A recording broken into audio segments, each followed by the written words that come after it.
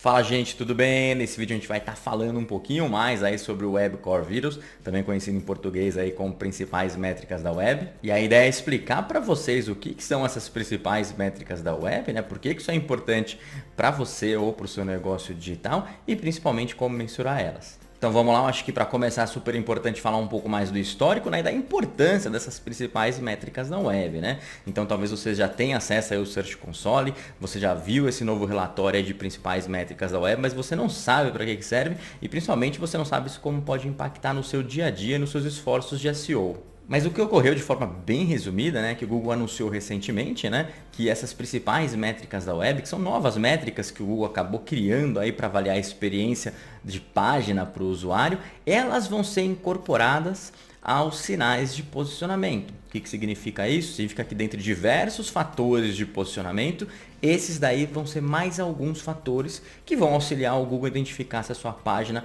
deve estar posicionando melhor ou pior com uma pesquisa.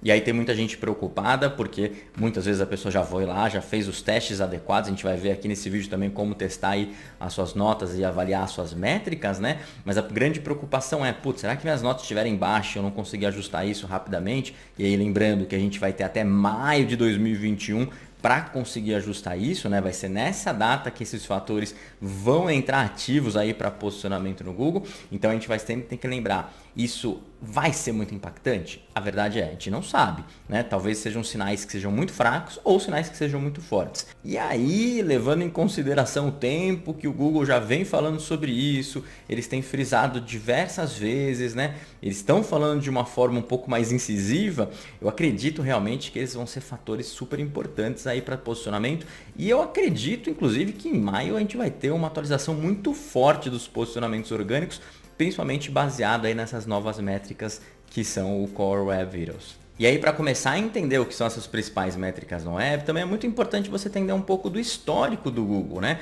O Google sempre se esforçou para oferecer o melhor resultado possível para o usuário. E o melhor resultado, além de ter um conteúdo extremamente relevante e bom para você, né? Também é oferecer um conteúdo que seja responsivo, um conteúdo que seja seguro e um conteúdo que seja rápido, né? Essas são algumas métricas aí que a gente pode validar nesse processo. E aí o que ocorreu é que o Google criou o conceito, né, de sinais de experiência de página, né? E dentro desses sinais estão sinais que já são conhecidos e eles acabaram incorporando esses novos sinais, essas novas métricas que são as principais métricas da web, também conhecidas aí como Core Web Vitals. E aí é super importante frisar, né, que esses sinais de experiências de páginas, de uma forma consolidadas, eles são o fator de posicionamento que a gente vai estar falando. Então é exatamente por isso que a gente vai falar rapidamente quais são os sinais que já existem, que já são conhecidos e já estão ativos aí, que você já deve fazer o trabalho e depois a gente vai estar explicando um pouco mais as principais métricas da web.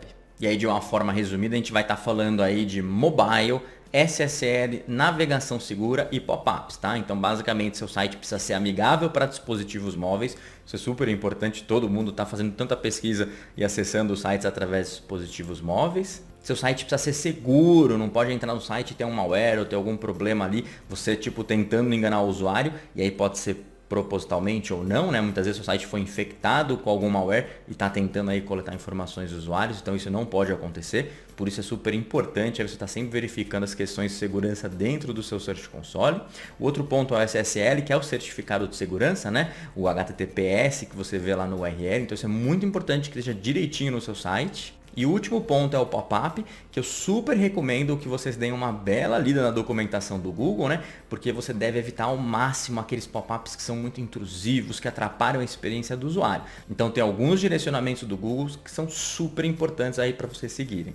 E agora a gente vai começar a falar aí das principais métricas na web, né? Todas essas métricas são métricas que se concentram aí na experiência do usuário, em oferecer uma melhor experiência do usuário e basicamente elas se concentram em 3 pontos: carregamento, interatividade e estabilidade visual, respectivamente o LCP, o FID, que é o feed, e o CLS. E um ponto importante para lembrar é que essas são as métricas que o Google definiu para o momento. Ele pode incluir novas métricas ou fazer ajuste nessas métricas de acordo com o tempo. Então, por isso é super importante estar antenado aí nas atualizações. E um ponto que eu acho super positivo, pelo menos no momento, né, é que todas as métricas, elas têm números que o Google deixa bem explícito, então você vai conseguir correr atrás desses números, né? E de uma maneira geral, essa nota também é calculada aí baseado na amostragem de usuários que está efetivamente entrando no seu site. Só que sempre tem aquela regrinha de 75%, né? Então ele pega mais ou menos o global de pessoas, de usuários que entram no seu site, vai avaliar cada uma das métricas e se em 75% das vezes se você tiver com uma nota boa, então você tá joinha.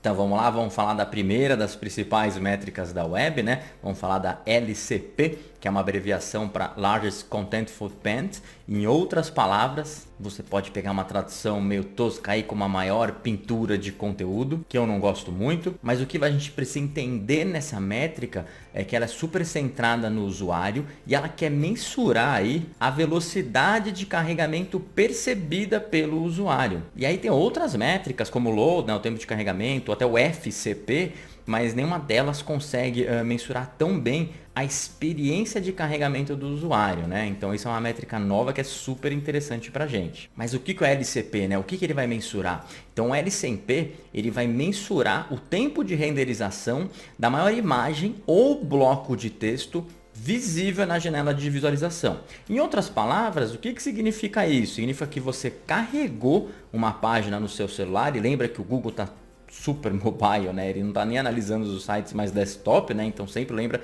que tudo que a gente estiver falando ali é mobile. Então você carregou um site no seu celular, você tem que identificar qual que é esse maior conteúdo e em quanto tempo ele vai ser carregado. Repara que aqui a gente está falando só de imagem ou texto, porque esses são as principais tipos de conteúdos que vão ser exibidos aí, ou seja, que o usuário vai prestar atenção, né? E aí talvez só um ponto de destaque, é super importante ler a documentação, porque quando você lê a documentação, você vê lá que se você tiver um vídeo ali, o Google não vai considerar aquele vídeo como LCP, mas ele vai considerar o thumbnail do vídeo como LCP. Então tem algumas coisas que é muito importante você se aprofundar e ler a documentação. Agora, o que é uma boa pontuação de LCP, né? De uma maneira geral, para você ter uma pontuação considerada boa, você deve estar abaixo de 2,5 segundos. Ou seja, aquele elemento que é considerado LCP, que pode ser um bloco de texto, uma imagem, como a gente viu, ele tem que estar carregando abaixo de 2,5 segundos. E como a gente viu anteriormente, isso tem que valer aí para 75% dos usuários que visitaram o seu site, né? Então, talvez você tenha 78% dos usuários que visitaram o seu site com um excelente tempo, né? Ou seja, abaixo dos 2,5 segundos, né? Mas você tem um percentual ali de usuários que carregaram acima daquilo. Mas nesse caso é considerado que se 75% pelo menos tiver dentro dessa nota boa, a sua nota também vai ser considerada boa.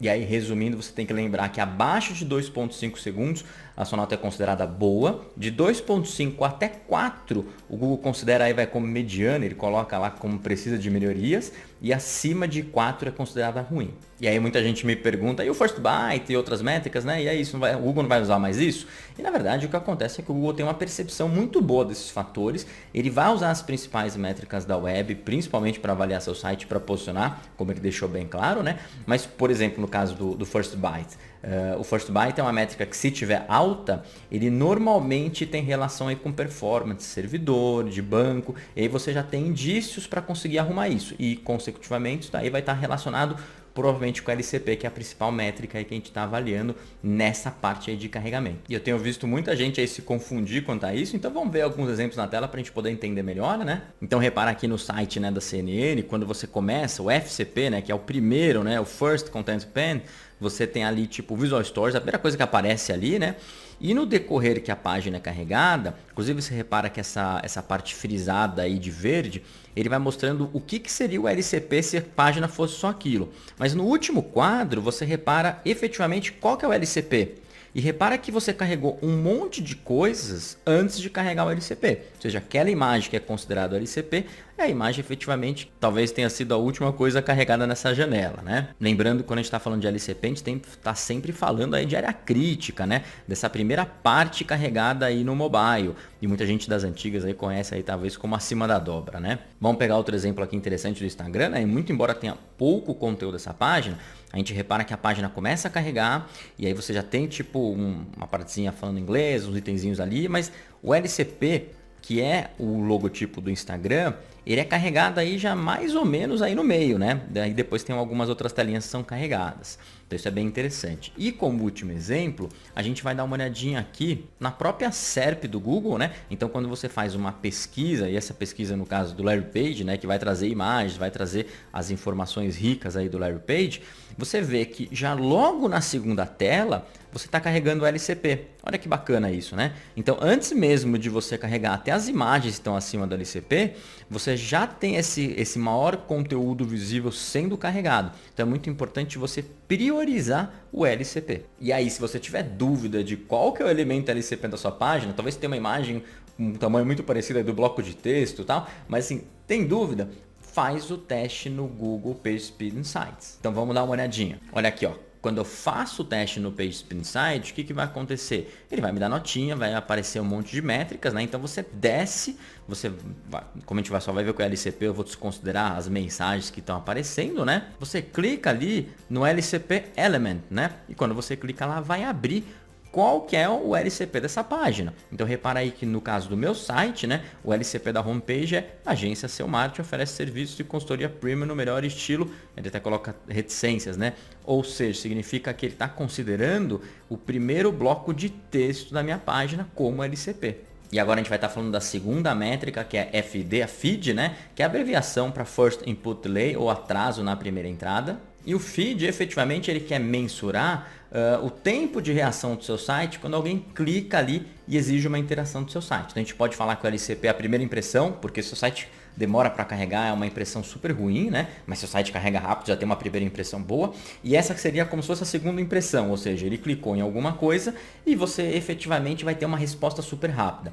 Lembrando que não são todos os cliques, né? Então, normalmente a gente está falando de botões, de links, de controles personalizados em JavaScript, e ele exclui dessa mensuração algumas interações aí como zoom e rolagem, né? Porque isso não vai fazer muito sentido mesmo para o Google mensurar qual que é a interação da página. E aí, o que é uma boa pontuação para o feed, né? De uma maneira geral, e aí você tem que lembrar daquela regrinha de 75% e tal, mas de uma maneira geral você tem que lembrar que seu feed tem que estar sempre abaixo de 100 milissegundos. Então, se ele estiver abaixo de 100 milissegundos, ele é considerada boa. Essa métrica é joinha aí para o Google, né? Se ela estiver entre 100 e 300, o Google considera mediana e ele está falando para você, olha, você precisa de melhorias, precisa melhorar um pouquinho aqui. E se você estiver acima de 300 milissegundos, o Google vai considerar ruim. E aí muita gente me questiona por que não consegue encontrar essa métrica aí muitas vezes no PageSpeed, né? E o que acontece é que em muitos casos você não tem dados aí de campo para um site, uma página específica, né? E você precisa de dados de campo. Você não consegue fazer o teste somente com os dados de laboratório, né? Que a gente vai ver mais para frente. Mas de uma maneira geral, você sempre precisa do usuário para ter essa interação. Não tem como fazer isso com um teste de laboratório, quando a gente está falando de laboratório do Google, né? E agora a gente vai estar falando da terceira métrica, que é a CLS, Cumulative Layout Shift, ou em português, deslocamento cumulativo de layout, né? E de uma maneira geral, essa é uma métrica que ela é muito centrada no usuário, na experiência do usuário. Todo mundo já deve ter sofrido um dia com ela, que de uma forma resumida, são experiências inesperadas no layout, né? O que isso quer dizer? Você estava navegando no site, aí você ia clicar num botão, quando você vai clicar no botão, alguma coisa na página carregou e empurrou todo aquele conteúdo para baixo e aí você clica sem querer em outra coisa, às vezes num banner, num anúncio, alguma coisa diferente e você não vai para o lugar ou você não tem a ação especificamente que você quer. Isso é super frustrante. O Google até mostra um exemplo, né? Vou colocar aqui na tela para vocês darem uma olhada. Então o usuário entra na página, dá uma lida, ele vai clicar ali no botão, né? E aí sem querer alguma coisa aparece em cima, empurra tudo para baixo, mas você já clicou no botão errado, tenta clicar no outro, não vai e tá uma ação inesperada aí, né? E exatamente por isso que eu falo que essa é uma métrica muito baseada em experiência do usuário, porque gera muita frustração quando ela tá alta, né? E aí você tem que lembrar que essa pontuação vai medir todas as mudanças de layout ali que o Google consegue identificar nessa página específica. E aí talvez esteja se perguntando, né, mas por que isso acontece, né? Esse tem vários fatores, mas por exemplo, você pode ter uma imagem ali que não tem as dimensões especificadas, então ela demorou para carregar, você está lendo a página, quando ela carrega e a dimensão dela efetivamente aparece, empurra todo o conteúdo para baixo. Pode ocorrer também de uma fonte, né, que normalmente você carrega uma fonte padrão e depois você carrega uma outra fonte no seu site, essa fonte talvez seja um pouco maior e ela acaba empurrando também o conteúdo para baixo. E também uma situação que eu imagino que seja a mais comum de todas é quando você tem algum conteúdo externo sendo inserido no seu site. E aí principalmente está falando de anúncios ou widgets aí de terceiros, né? Que normalmente eles vão se redimensionar dinamicamente. Então o que acontece é que você tiver um bloco lá de anúncio e você tem um parceiro que está inserindo anúncios, talvez naquele momento o anúncio esteja com formato adequado, mas em algum momento depois ele está inserindo um mais retangular, um quadradinho, ou né, tipo, alguns formatos ligeiramente diferentes e ele pode estar empurrando para baixo. Por isso é super importante definir todas essas dimensões e tomar muito cuidado com essa métrica. Então vamos lá, o que é uma métrica considerada boa para CLS? É um número inferior a 0.1, tá? Então se tiver menos que 0.1, tá joinha. Se tiver entre 0.1 e 0.25, tá mediano, ou seja, o Google vai falar que você precisa de melhorias. E acima de 0.25 tá ruim e você precisa tomar muita atenção nesse caso. E talvez agora você esteja se perguntando, né? Mas como que eu vou mensurar tudo isso, né? Então você tem o próprio Google Search Console, que tem um relatório consolidado lá. Você tem o Google PageSpeed Insight, que você vai poder fazer testes individuais das páginas, né? Você tem o Lighthouse, que é uma ótima ferramenta. Você tem o Chrome DevTools e o Chrome UX Reports. E você ainda tem uma extensão do Chrome, que é o Web Vitals Extension, né? E assim, você tem várias ferramentas. Inclusive você tem até tipo templates prontos aí para o Data Studio, para você conseguir mensurar isso aí num dashboard. Mas de uma maneira geral, eu acho que a grande maioria dos usuários vai usar mais o Google Search Console e o Google PageSpeed Insight. E talvez a principal diferença entre essas duas ferramentas seja que o Google Search Console ele vai trazer essas informações todas consolidadas, então vai ser super bacana aí para você ver quais páginas estão com quais problemas, né? Mas o Google PageSpeed Insight é uma ferramenta super preciosa porque você vai conseguir testar páginas individuais, mas você vai ter informações ali para conseguir melhorar o seu trabalho. Então sempre lembra que essas ferramentas não estão competindo entre si, mas você tem que saber usar as duas em conjunto para conseguir melhorar o seu trabalho. Vamos dar uma olhadinha na tela para entender um pouco melhor os dois, né? Então vamos lá. Primeiro aqui, eu coloquei um site no Google PageSpeed Insights. Você vai ter uma nota aí. Super importante ver essa notinha, né? Porque você tem que sempre lembrar que tem que ter uma nota no mínimo amarelinha e essa nota vermelha não tá legal. Mas quando você desce, você vai identificar aí os dados de campo, né? E repara que ele já tá falando aí que não foi aprovada, né? Mas você tem todas as informações. Repara que ali, você além do Core Web Vitals, você também tem o FCP. Não só o LCP, mas você também tem o FCP aí. Tem uma métrica interessante aí para você ter dentro dos seus números e eu acredito que futuramente ela vai ser incorporada também aí nas principais métricas da web, ok? Quando você vai descendo, o PageSpeed Insight ele acaba te trazendo informações. Então olha, por exemplo aqui, ó, remove JavaScript não utilizado.